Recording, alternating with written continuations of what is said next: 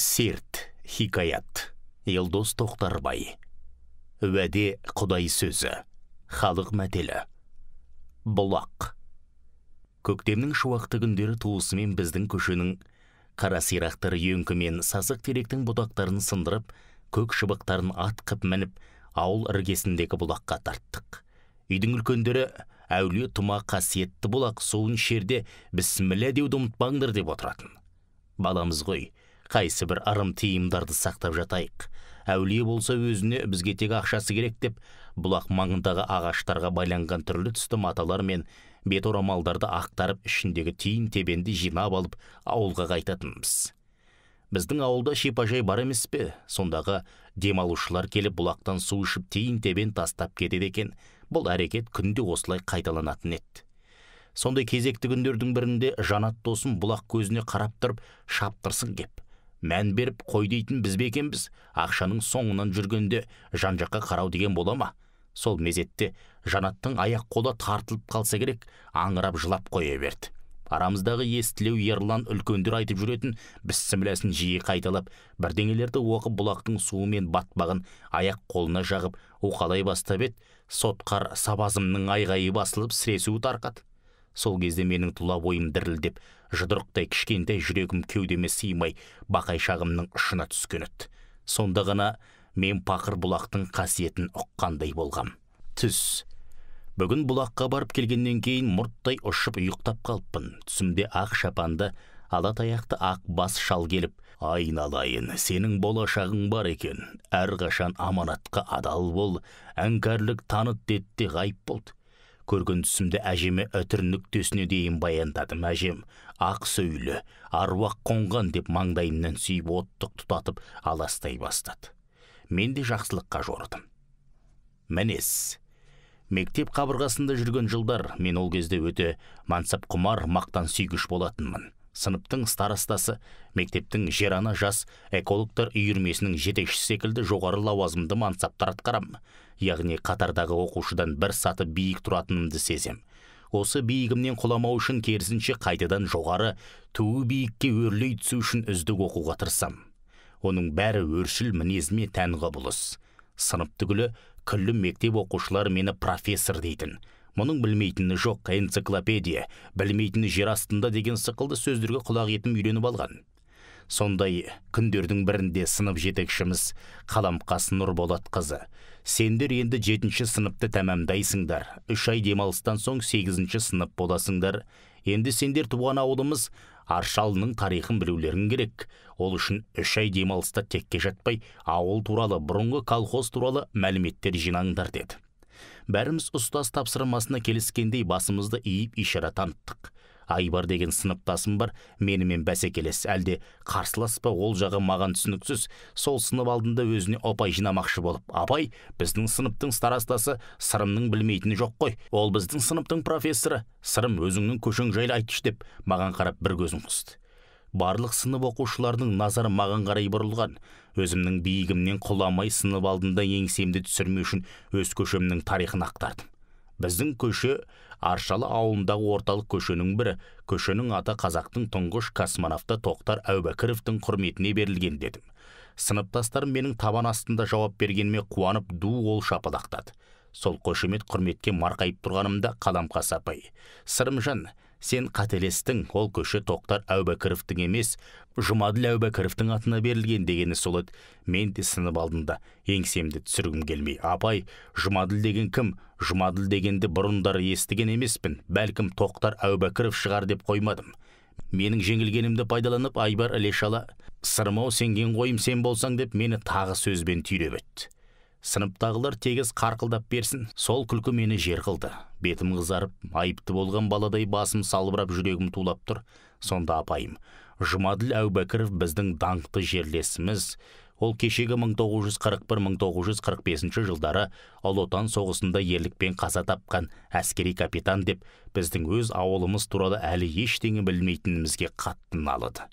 Естеріңде болсын, туған ауылының тарихын білмеген бала болашақта оның көркейіп, дамуына үлес қоса алмайды деген сол еді. Қоңырау шар ете қалды. Осы қоңырау мені тығырықтан шығарған құтқарушы періштем секілді болды. Алайда мұғалімімнің соңғы сөзі қатты әсер етті. Анам мен әжем үнемі сырым бізді ешқашан ұятқа қалдырмайды, ол ертең керемет мамандық иесі болады дейтін. Менен үміт күтіп отырған бірдей екі адамның сенімін ақтай алмай сынып алдында оларды ұятқа қалдырдым. Айбар секілді сыншыл сыныптастарым үйлеріне барғанда бүгінгі жағдайды ата-аналарына айтса, масқара, арты не болмақ? Не болса да қайырлы болса екен. Ауыл шағын енді мені бүкіл мектеп мазақ қылатын болды. Анам мен әжем үшін, сынып жетекшім үшін туған ауыл тарихын бес саусақтай тарқататын, тамыр терең отан тарихын жетік білетін азамат боламын деп өзіме серт бердім. Осы жолы оңбай күйредім. Бірақ алдағы күндері қайтсем де бәрін қалпына келтірем. Нағы жігіт өз сертіне қиянат жасамайды. Енді мен сынып алдында, ауыл алдында өзімнің ауыл тарихын білетінімді дәлелдеуге тиіспін. Өйтпесем, апайымыз айтқандай азаматтығым қайсы. Тарих. Зуылдап күндер сырға байлар дегендей, 3 ай демалысым кітапхана мен үйдің арасында өтіп жатыр. Сондағы бар ойым өз білместігімнің орнын толтыру. Ол кезде менің сынықтан сүрінуім өзіме осылай көрінетін.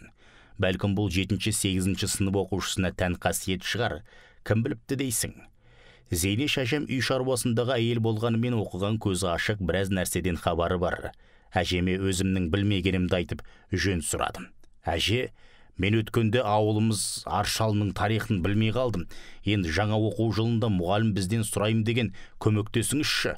Айналайын, Аршалы сенің кіндік қаның тамған жер. Аядай ғана ауылының тарихын неге білмей қалдың? Жә, уайымдама. Мына көршіміз Нұрғайшада ауыл тарихы туралы тың деректер бар. Содан сұрайық деп әжем маған көмекке келді. Әжем менің жебеушім, демеушім. Ауыл арасындағы той томалақ құдай тамаққа барса, сырымыма деп кәмпит пішіні алмалып келеді. Мен тұңғыш немересімін, немере баладан тәтті дегендей, мені басқа немерелеріне қарағанда ерекше жақсы көреді. Маған деген ықыласы ала бөтен. Нұрғайша деген көрші әйелді неге екенін қайдым, ауыл тұрғындары тәлпіш, қыдырымпаз бәдік дейтін. Ол жөн жосықсыз сөйлегенімен көкірегі тұнып тұрған тарих, оның үйі құдды бір мұражай, мұрағат секілді көрінетін.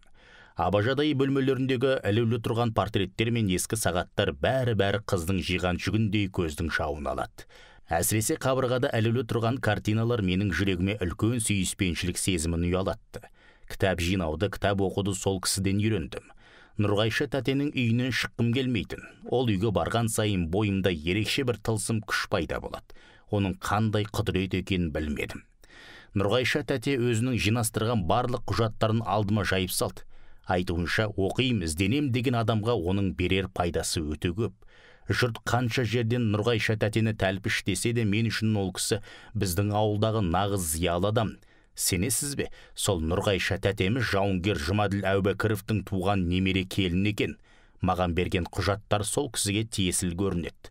Нұрғайша тәте сонау 1935-1938 жылдары Жұмаділ атаның өз қолымен жазған құжаттарын сары майдай сақтап жинастырыпты. 70 жыл бойы мынадай ескірген көнетоз қағаздарды сақтау дегеніңіз қиынның қиын емес пе?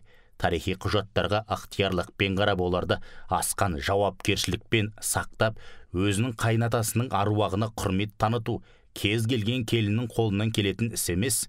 Ал енді осындай адамды қалай ғана аузың барып кезбе, бәдік дерсің, дәтің бармайдау. Осылайша Зейнеш әжем мен Нұрғайша тәте қатпарлы тарихқа барар жолды нұсқады. Олар сол күннен бастап жас өлкетанушының тұсауын кесіп, тілеуін тілеп, алдағы ғұмырлық сапарына ақ жол тіледі. Аршалы, кешіріңіздерші, сыныбым, апайым туралы айтам деп, сіздерге ауылымды таныстыруды ұмытып кетпін ғой. Біздің ауыл Аршалы. Аршалы тау ішіне қоныс тепкен, табиғаты көрікті мекен. Екі жағын екі тау қоршап тұр. Ол таулардың атауларының өзі керемет. Қоянкөз, Құлжабас, қос таудың ортасынан өтетін тотияйындай көкпеңбек өзен бір. Көкірек көзімен қарай білген адамға аламан бәйгеде шауып бара жатқан бейне бір ақ жалды көк дөнен іспетті. Жері шұрайлы, алмалы өңірінің бір бөлігі болып тұрған осы аймақтың табиғаты да, ауасы да, суы да ерекше. Әулие тұманың табиғаты тіптен керемет қой. Әсіресе Баян жүрек, мұзды бұлақ, табиғи терең өзек, Қожабек көктеулерінің көрінісін суреттеуге тілің жетпейді. Терең өзек үлкен қыратты үстірттердің ортасына орналасқан терең сай, екі жақ қапталындағы жақпар тастардың бәрі бір-бір мүсіндерлік. Пейзажы түрлі түсті палитралы бояуға қанық, әсем де сұлу. Даласы жасыл кілем жамылған аймақта өсімдік атаулының небір түрі өседі-ау. Туған елден жырақта жүрген кезінде ауылдың көктемгі келбетін құлпырған бөктерін сағынасың. Осы бөктерде асыр сала ойнап, құлын жетелеп, қызғалдақ терген балалығымыздың белгісі қалған, кіндік қаның тамған жер әрқашан ыстық болады екен. Ой, көктемгі ауыл көрінісін айтсаңшы. Әжемнің тіккен құрақ көрпесіндей болып түрленіп, небір түспен жасанып, ажарланып жатқан қыраттар мен текшелерге, сол жасыл кілемді дала төсіне таңғы шапақ нұрынан қызарып, кеш батқанға дейінгі сәулесін төккін күнге, көксеңгір аспанға құмарта қарап, телміруден бір жалықпайсың. Табиғи жаратылыстың осындай құдіреттілігін тамашалай отырып бір рақаттанасың.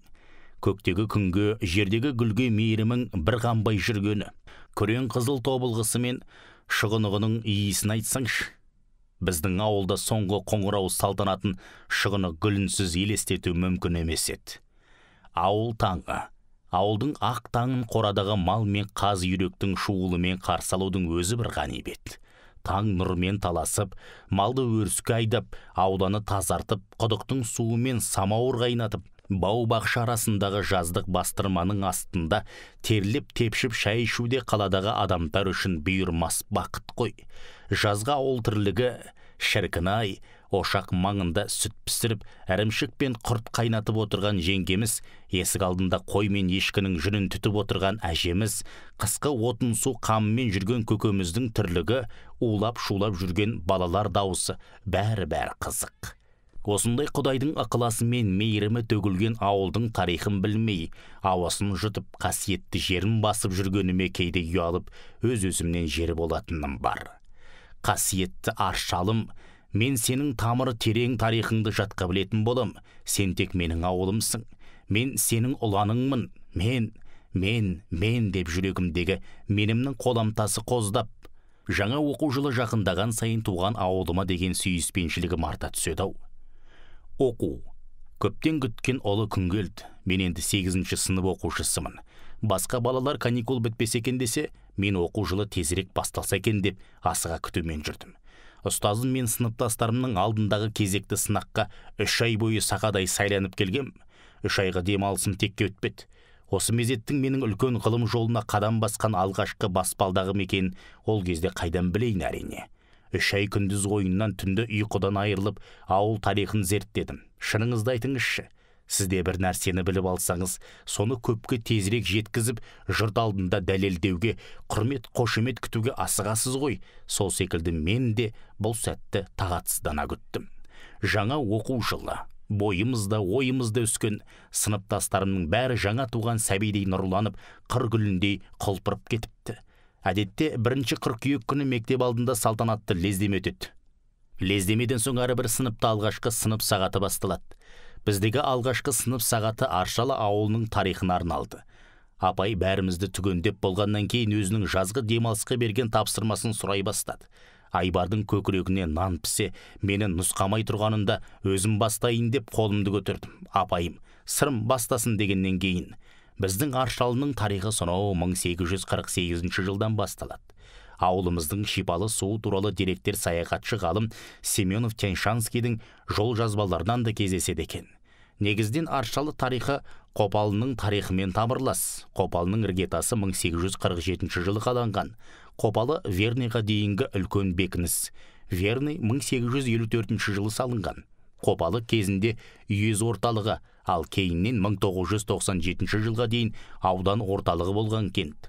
1997 жылдан бері Қопалы ауданы таратылып, Қопалыға қарасты барлық елді мекен іргелес Алмалы ауданының құрамына өткен деп тарих қойнауынан біраз сыр шерттім.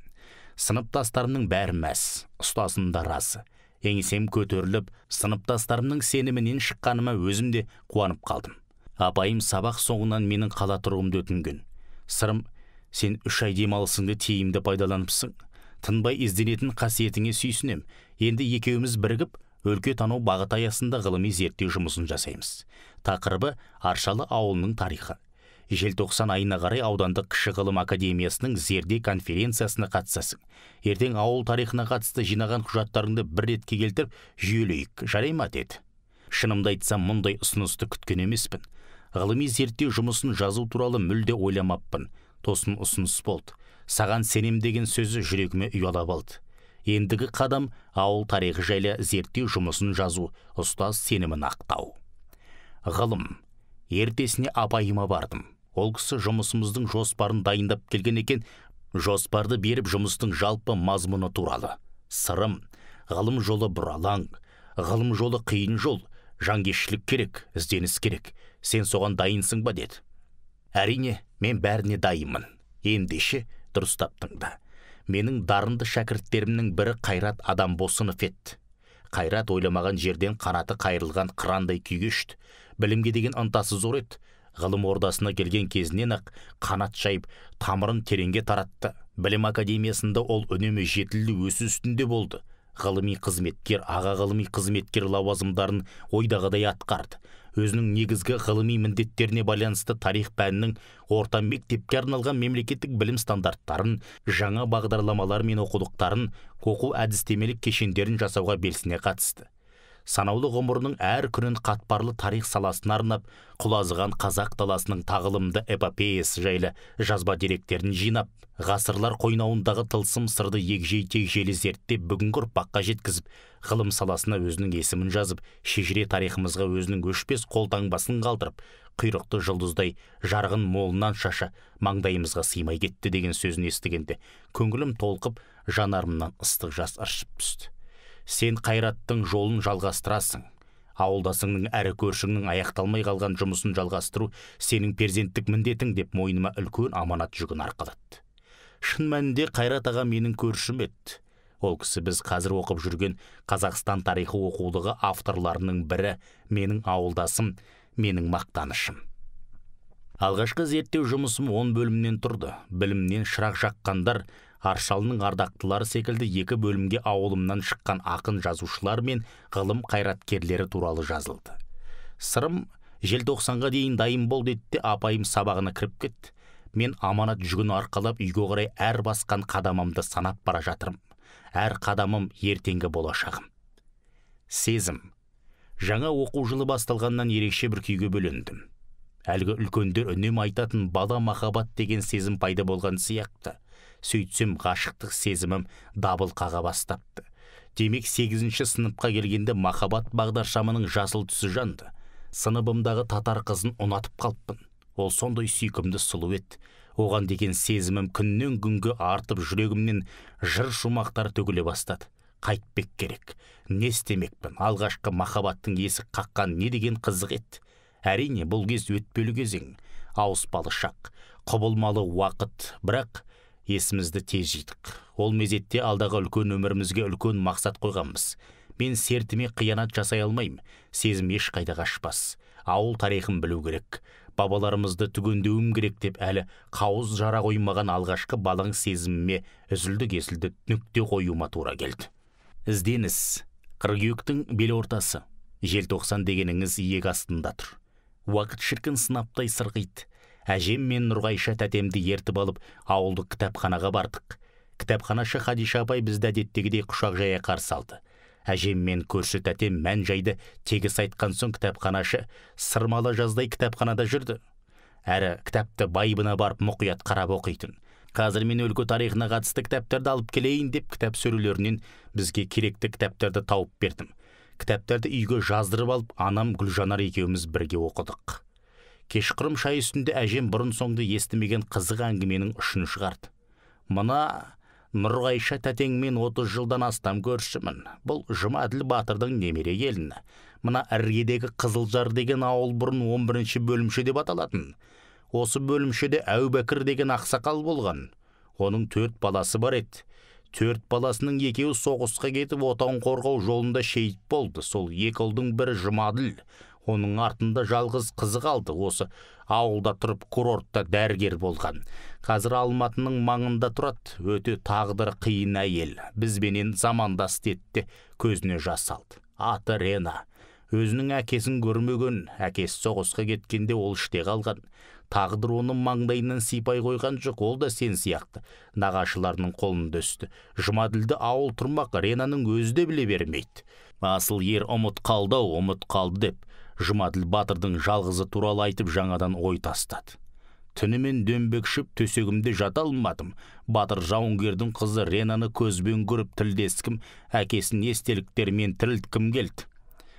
Таң атысымен әжем екеуміз көршінің үйіне бардық. Мұражай кемпірдің үйіне кіріп, атасының суретін көрдім. Сұлу реңді, айбатты кісі болған екен. Батырдың суретін қолыма ұстап тұрып, Нұрғайша тәте, атаңыз жайлы айтыңызшы, Рена апамен танысқым келеді дегеніме көршім сүйсініп көз жасын бір сығып алып. Жұмаділ атам Ұлы Отан соғысы кезінде нөмірі 100-ші атқыштар бригадасында әскери комиссар болған. Өздерің білетін Мәншүк Маметова, Әзілхан Нұршайықовтарға әскери шеберлік курсын өткізген. Жоғары дәрежелі Қызыл Ту, Қызыл Жұлдыз ордендерінің кавалері. 32 жасында жер жастанған арыс қой, деді.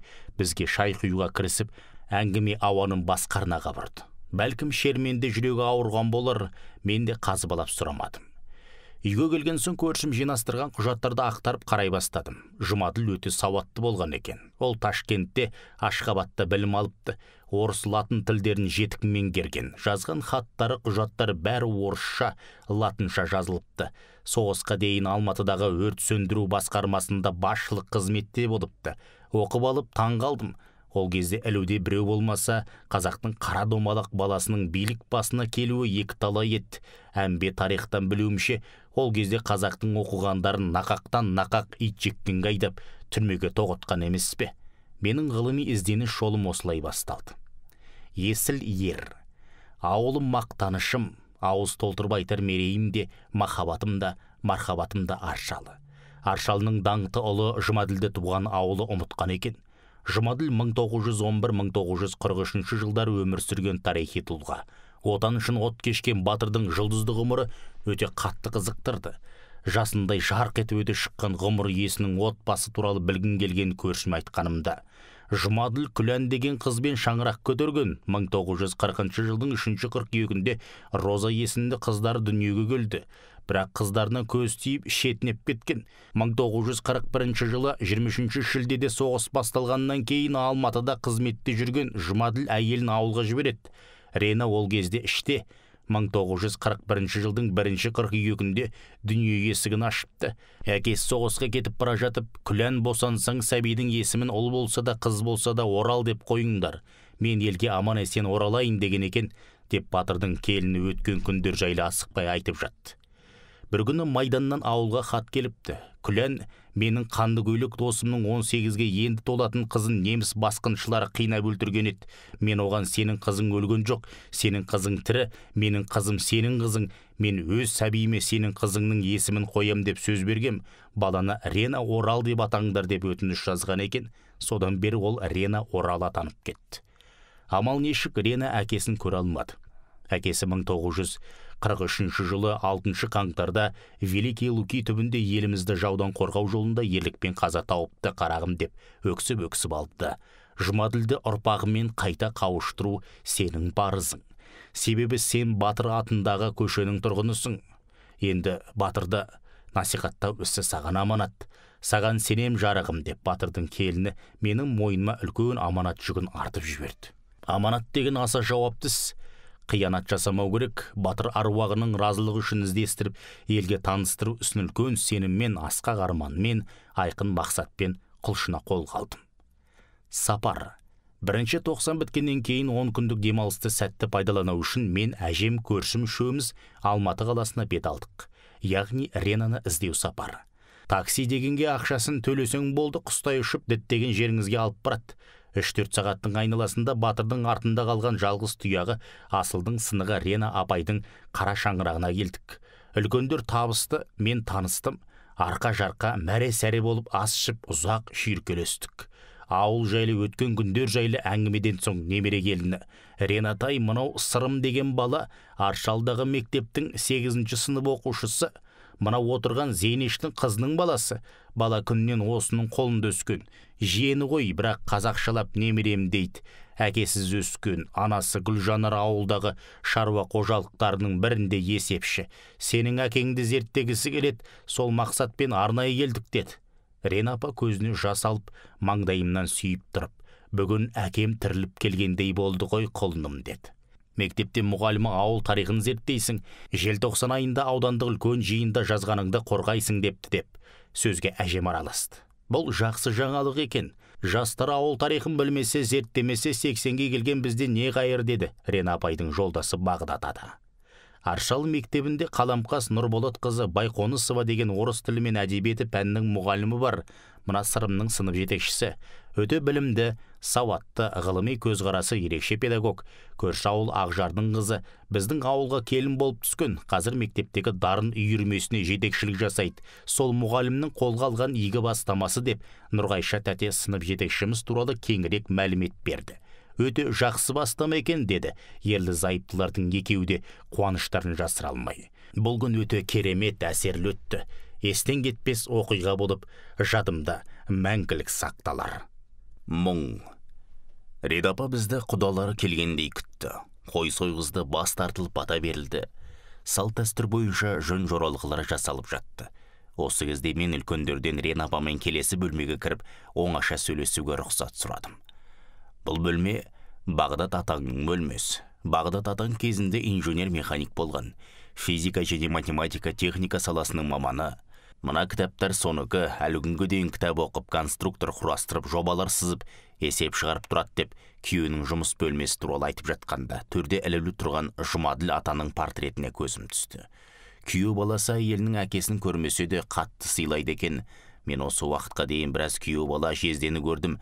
Дәл бұлай атасын сыйлаған күйеу баланы көруім бірінші рет. Тегінде Жұмаділ атаның күйеу баласы да немере келінде зиялы адамдар. Бөлмеші мұнтаздай таза.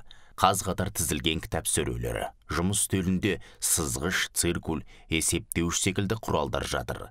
Математиктер нақты ғылым иелері дегенді айтқызбай-ақ түсінгендейсің. Рена апа, алдағы жылы соғыстың біткеніне 65 жыл толады ғой. Соған орай туған ауылыңыз Аршалының орталық алаңында үлкен парад өтпекші. Сізде келіңізші дедім. Жақсы құлыным, аман болсақ барамыз. Апа, атанаңыз жайлы айтсаңыз, деппін аузыма сөз түспей абдырап. Баламай, мен әке мен шешенің аялы алақанында тербеліп өстім ғой. Бізде балалық шақ деген болмады. Әкем майдан өтінде жан тапсырғанда, анам бар жоғы 20 жаста екен. Мен нағашыларымның қолында өстім. Әжем анамды Алматыдағы оқуына жібермей, мені өздері қараймыз деп, анамды майданнан жараланып келген Қожа деген азаматқа қосады. Анам Қожа әкемнің шаңырағының түтінін түтетіп отанасы болып, маған бауырлар сыйлады. Менің екінші тынысым, өмірімнің жалғасы Қожа әкемнің шаңырағында өтті дегенде, көз жанары мөлтілдеген жасқа толып кетті. Өзімнің оспадар қылығыма, орынсыз сұрағыма қысылып көңілім босап сала берген. Менің орнымда басқа бір пысықтау қыз болса, әкесін баяғыда іздеп табатын еді. Әкемнің жатқан жерін көру менің арманым, сол арманыма жетер мекем. Құдайым деп әже өзінің жүрегін жарып шыққан арман тілегін айтып жатқанда, мама, не переживай, алып барам Москваға деді. Анасының сөзін кенет естіп қалған ұлы. Фархаттың сөзіне анасы да мен де разы болдық. Ана жүрегі қуанып күндей күлімдеді. Рена апаның жүрегінде өткеннің мұңы бар. Ол соғыстың жетімегі. Оның жүрегіндегі мұң бақытсыз балалық шағы, әкесіз өсіп өнуі, атадан жалқы болып қалу қасірет. Қиянат. 8-ші сыныптың баласына қиянат жасалғанын көргеніңіз бар ма? Мен көрдім. Сынып жетекшіміздің ақылымен 8-ші сыныпта оқып жүрген кезімде қалдағы үлкен өмірме үлкен мақсат қойдым. Тарих саласына табан тіреп, тарих ғылымдарының доктор, профессор болам дейтінмін. Сол үшін жата жастана тарихи кітаптарды оқумен болдым. 5-ші сыныпта жүрген кезінде сізге өтірік маған шын атақты жазушы Ильяс Есенберлиннің көшпенділер трилогиясын түгелдей оқып, қазақтың хандар мен батырларының өмірлеріне қызыққан мәлі есімнен кетпейді. Әсіресе хан Кененің ерлігіне сүйсінгенмін. Кейінірек Сматаев, Мағауин, Жұмаділов секілді тарихи тақырыпқа батыл қалам тербеген жазушылардың қалыңдығы кірпіштей том-том кітаптарын тауысып, кітап оқуға құныға түстім. Амал нешік асқақ арманыма тұсау түсіп, Батыраштардың қиянатынан басқа арнаға бет бұруыма тура келді. 19 желтоқсан Алмалы ауданының орталығы Берсүгір кенті. Атақты ғалым Қаныш Сәтбаев атындағы мектеп гимназиясының қабырғасында аудандық зерде конференциясы өтіп жатыр. Өлкетану секциясы. 25 үміткер. Әрбір үміткер өз ауылының тарихын қорғауда. Кезек маған да жетті. Менің жұмысымның тақырыбы Аршалы ауылының өткені мен бүгіні. Жұмысым 10 бөлімнен тұрады. Мақсатым туған өлкөміз жер жанаты Қопалы өңірінің бір бөлшегі. Аршалы ауылының табиғаты, тарихы, кешегі мен бүгінгі күндер жайында, экономика мен мәдениетінің қалыптасуына терін төккен ауыл азаматтары, Ұлы Отан соғысында құрбан болған жерлестеріміз, осы жерде туып өсіп, қанат қаққан, сан салада жұмыс істеп жүрген қоғам және мемлекет қайраткерлері туралы және тағы да басқа деректерді жинау, мұрағат материалдарын қарастыру, газет, журнал, көркем әдебиет беттеріндегі мақалаларды жинақтау, таразылау, көнегөз қариялардың әңгімелерін, естеліктерін тыңдап, қол жазбаларын алу, материалдарды зерттеп, бір жүйеге келтіру деп, шалқұйрықтай тоқтамай шаба жөнелдім. Үміткерлер мен әділ қазылар тарапынан 5 сұрақ қойылды. Бәріне отан тарихы аясында толыққанды жауап бердім.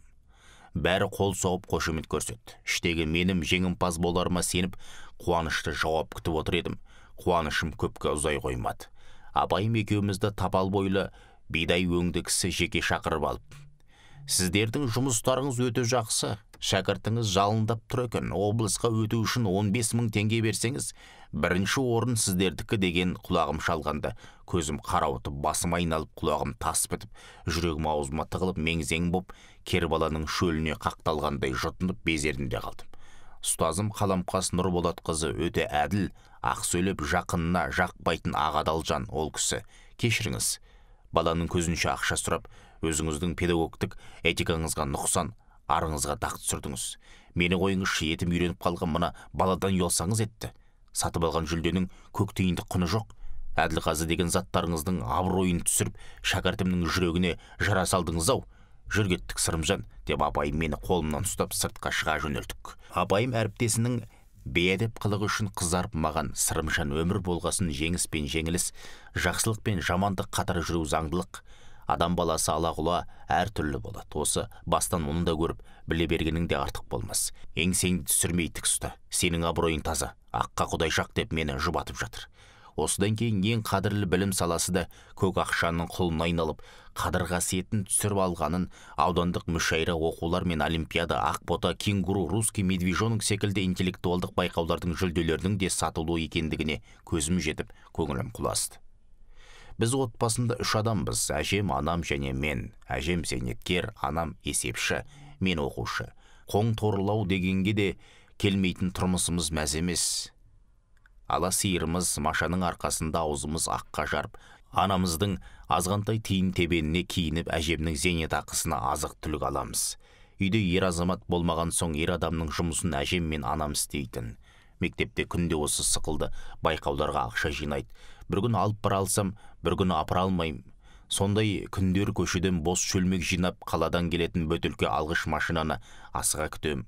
Тырна бөтелке 3 теңге, ақшаңқан ақандікі 2 теңге, күңгірттеу сыра құмырасы 1 теңге. Әжептәуір тиын тебен жинап, оны үнемдеп жұмсауды әдетке айналдырғалы қашан. Ішім удай ашыды. Керемет жұмыс ет, бірақ солақай пейілді пенделердің кесірінен өз жүлдесін ала алмады. Ең өкініштісі осы. Жарты жыл бойғы еңбегім құлагердің күйін кешіп орта жолда қылтасынан қиылды. Қазылар әділдік жасамады, қараулық екен-ау. Батыраштар тарапынан жасалған көзсіз қиянат пен әділетсіздік жүйке жүйемізге қатты дейді. Үлбіреген үмітіміз үзілді, жігеріміз құм болды, қызығушылығымыз қожырап, тұп-тұнық көңіл айдынын лайланып, көңіліміздің шарайнасы быт-шыт шықты. Балаңда албырт қиялым арман бесігінде тербелмеді. Сөйтіп бұл жұмыстың қорғалуына нүкте қойылды. Өкініш. Сабақ бітіп демалысқа шыққаннан кейін үйге Нұрғайша тәте келіп: "Әжеме, Зейнеш, мен жақын күндері Алматыға кетпекшімін. Рена екеуміз Әзілхан Нұршайықовпен кездесуді жоспарлап отырмыз. Сен менің қасыма сырымды қосып бер, әйгілі батыр жазушыны көріп кездесіп, батасын алып қайтсын" деді. "Жолын ақша тауып берем, барсын көрсін" деді әжем. Бірақ өзімнің сол кездері көңіл күйім болмады. Әмбе ғылыми жұмысты жалғастыруға ниетімде жоқ еді. Желтоқсандағы қиянат жүрегіме кірбің түсірген соншалық өзімнің сүйген ісімнен жеріп кеттім. Ойлаңызшы, өзіңнің аңсарың ауып келген жүрегің қалаған сүйікті ісіңнен, өмірлік арман мақсатыңнан бас тарту деген оңай ма? Оңай соқпады. Үміт күтіп отырған 3 әйелге мен бара алмаймын, демалғым келеді. Әзілхан атамен кейін бір кездесерім дедім де қитығып өз бөлмеме кіріп кеттім. Жыладым. Бұл жас қиянат жасаған адамдардың кесірден аққан жас еді. Әттең, сол кезде баруым керек ақ еді. Қайран Әзатам да дүниеден өтіп кетті. Әзілхан ата бұл дүниеден өткен күні өзімнің қырсық қыңыр мінезіме қапаланып, ішім қан жылады. Ең үлкен өкінішім Әзілхан Нұршайықовпен кездесе алмауым. Нұрғайша тәте махаббат жыршысы атанған жазушының өз қолтаңбасы қойылған кітабын естелікке сыйлады. Жеке кітапханамдағы ең құнды дүнием Әзағаның қолтаңбасы бар Боздақтар деген кітабы. Бұл кітаптың 18-ші бетінде менің ауылдасым капитан Жұмаділ Әубәкіровтің көзсіз ерлігі туралы жазылған. Сырымжан, талабың оңғарылсын. Егер әскери шенді капитан батальон командирі Жұмаділ Әубәкіров Ұлы Отан соғысы майданына 8 рет кіріп, ерлікпен қаза таппаса, бүгін маршал болмаса да Талғат Бигелдинов сияқты генерал болатын еді. Іске сәт, ізгі ниетпен жері басып жүрген ең соңғы майдангерлердің бірі жауынгер атаң Әзілхан Нұршайықов, Қазақстанның халық жазушысы. 23 шілде 2008 жыл Алматы. Бұл қолтаңба тарих, әдебиет саласына келуге іңкәрлік танытып аңсар ауып жүрген жас талап иесіне берілген жүргізуші куәлігі секілді қасиетті құжат. Жүректегі жазулар. Айтпақшы ұмытып барады екем, анам маған сонау 2-ші сыныптан бастап жеке күнделік жазуды үйреткен. Күнделік жеке ойың сырласың. Менің туған бауырымның қарындасымның жоқтығы жүрегіме қаяу түсіреді. Анам мені жасық, анжық болмай өссін деп маған күнделік жазуды үйреткенін кейін ұғындым. Тұйық емеспін, өжетпін. Осының бәріне себепші анам ғой. Менің нені қалайтыным, не істегім келетіні бәрі күнделігімде жазулы. Күнделігіме жазылған арманымның бірі мынау еді. 19 желтоқсан не деген ауыр күн болды. Осыдан 24 жыл бұрын дәл осы күндер алаңға теңдік іздеп шыққан қазақтың өрімдей жастарын нашақор бұзық деп нақақтан нақақ жала жауып ұрып соғып еді. Кеше педагог адам менен пара талап етті. Әділдік қайда? Қайтпек керек, не істеймін? Осы жұмысты жазарда патриоттық сезімім оянып, ауылымнан шыққан жерлестерім жайлы ауыз толтырып мақтануға жасымай, отан үшін сұрапыл майданда бос торғайдай жанын қиған азаматтар ерлігін оқып талдағанда ер жүректілік, қайсарлық жүрегімді шарпыса, ауылдың ежелден қоныстанғаны жайлы деректер жинағанда, қасиетті ауыл топырағының үлкен махаббат сыйлағанын театр жайлы іздегенімде, актерлардың өнерге деген әдебиетке деген көзқарасымды аспандатуын, алғашқы мектеп жайлы ізденгенімде, мектеп деген сөздің қадір қасиетін ұқтым. Бүгінгі ауыл келбетін жасағанымда ауылдас ағайындардың осы жұмысты маған сеніп, келешек ұрпаққа аманаттағанын түсіндім. Бұл менің көңіліме қанат бітірді.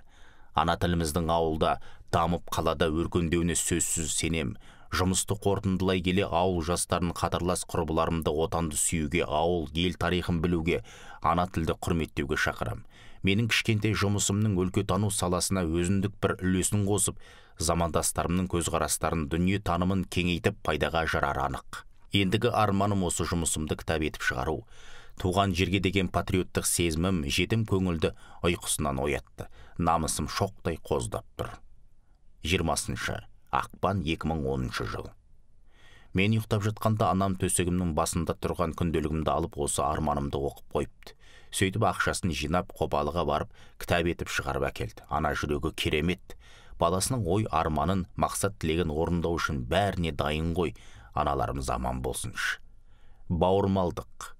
9 мамыр ұлы жеңіс күні. Қасірет пен қайғының қара аспанын, бейбітшіліктің көк аспанын айналдырып, отан үшін от кешіп, қара басын туған жері үшін қатерге тігіп, өлім құшқан асыл ерлердің ең керемет сыйы адамзат баласына жеңіс күнін сыйлағаны. Ұлы жеңіске 65 жыл толды. Біз оқушылар ауыл орталығындағы үлкен алаңға жиналып, аққу қаздың балапандарындай қаз-қатар тізіліп, оң қолымызды жүрегіміздің тұсына қойып, мойнымызды сол қапталға бұрып, сапта тік тұрмыз. Халықтың көңілі шат-шадыман. Мен сол күні еліміздегі өзге ұлттардың бауырмалдылығын көріп, сүйсіндім. қасқыр шауып енесінен айырылған қасқа құлындай шарқ ұрып, кешегі отты жылдар өзімен бірге майдан даласын аттанған кезінде балалық шақтар бірге өткен тай құлындай тебісіп өскен жолдастарының артында қалған жалғыз қызын іздеп сонау Ресейдің Ор қаласынан ат терлетіп соғыс және еңбек ардагер Анатолий ата өзінің туған ауылы Аршалға келіп, ауылдастармен кездесіп, Жұмаділдің қызы Рена оралмен қауышты. Рена апайымыздың да біздің өтінішімізді жерге тастамай ауылға келгеніне риза болдық. Сөйтсем, Батырдың немере келіні Нұрғайша тәте Ор қаласына хат жазып, 90-нан асқан қарт жауынгерді ауылға шақырыпты. Мұны кейінірек біліп, Нұрғайша тәтенің бұл ісіне бәріміз шынайы разылық білдірдік. Алаң ортасындағы үлкен сахна төріне көтерілген Батыр жауынгер: "Аршалым, менің Аршалым, ағайын, осыдан 70 жыл бұрын бізді осы жерден өздеріңіз туған жерде қорғауға аттандырып едіңіздер. Міне, сол күні Аршалдан кеткен 180 ер азаматтың арасынан тірі қалып, жер басып жүрген ең соңғы жауынгер менмін. Құдайға шүкір, менің 4 қызым бар. Енді міне 5-шісі мына Жұмаділімнің жалғызы Ренатайым. Сен енді менің 5-ші қызымсың. Менің 5 қызым маңдайымда жарқыраған 5 жұлдызым" деп қазақша сайрап, Ренаны кең құшағына қысып ұзақ тұрды. Біздер қуанышқа ортақтасып, қол соғып риза болдық. Рена әкесімен, әкесі қызымен қауышып, ағайын жұрт жалғыз түйір қарт майдангерін құрметтеп, иығына қазақы шапан жауып, астына ақбоз ат мінгізді. 90-ның 4-еуіне келген қарт сарбаз ақбоз атқа қарғып мініп, "Ақ Самара городок" әнін шырқап, жиналған қауымды қуанышқа бөледі. Енді көк аспанды қара бұлт торламасын, соғыс деген болмасын. Сендер аман болыңдар, айналайындарым. Оқыңдар, көп оқыңдар деп қарт сарбаз көк байрақ түстес көлік киіп тұрған біздерге қарап сүйсініп, әрқайсымыздың басымыздан өзінің аялы алақанымен сипап, жүрегімізге отан сүйгіштік дәнегін сеуіп, Ор қаласынан әкелген базарлығын таратты. Сөйтсік Анатолий ақсақал Жұмаділ атамыздың бала күнінен осы ауылда бірге өскен жан досы екен. Сұрапыл соғыстан аман оралған соң Ресейде қалып қойған көрінеді. Сол күні төбем көкке екелі жетпей қалды. Мен де ертең өскенде елімді шетсіз, шексіз сүйіп өтем. Себебі отанымның көк туы таласқа түсіп жатса, мен төсегімде жайбарақат жата алмаймын. Отан мен ер азаматтың арасында шекара белгісі болмайды. Ер азамат отанның тіреуі екенін түсініп, жүрегім тебіреніп, жүрегімнің түпкірінен шыққан жүрек сөзін ақ қағазға төктім. Бұл менің жүрегімді жарып шыққан Батыр атам Жұмаділге арналған тұңғыш өлеңім еді. Осы өлең мен үшін сондай ыстық. Азаматтық үлгісі Батыр бабам зиялы, жалғасады ізгісі ұрпағыммен мың әлі.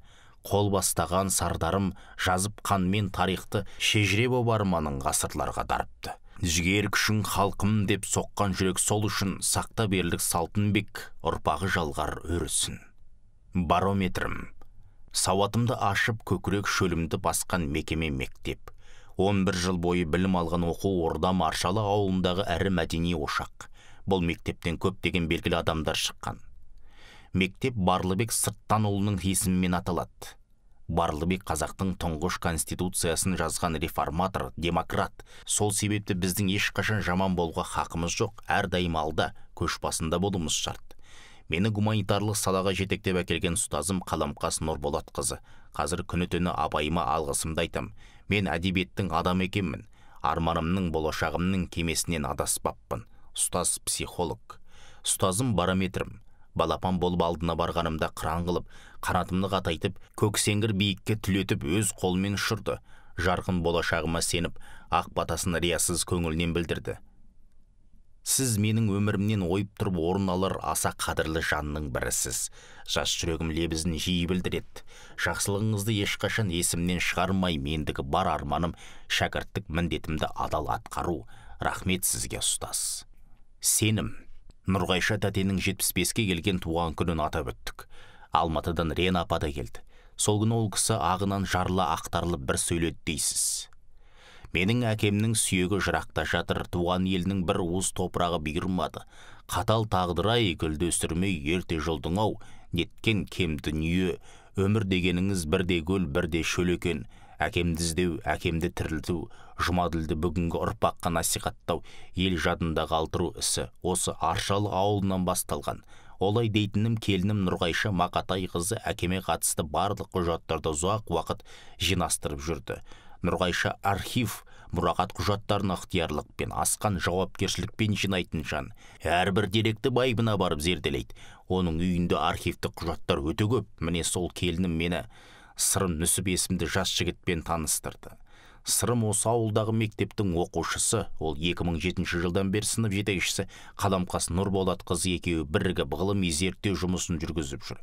Сол ғылыми зерттеу жұмысының бір бөлімінде менің әкемді зерттеу нысанын алыпты.